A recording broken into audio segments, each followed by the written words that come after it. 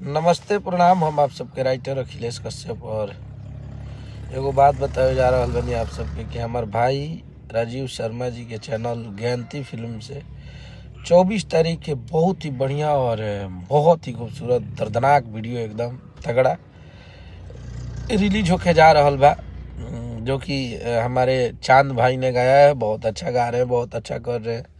मनी मेराज जी और बनु जी का उसमें वीडियो परफॉर्मिंग है। तो आप लोग 24 तारीख को तैयार रहिएगा ज्ञानती फिल्म से देखने के लिए। और आपके भाई के भी मनु के, हमारा छोटा भाई है मनु साहू, उसका लिखा हुआ गाना है।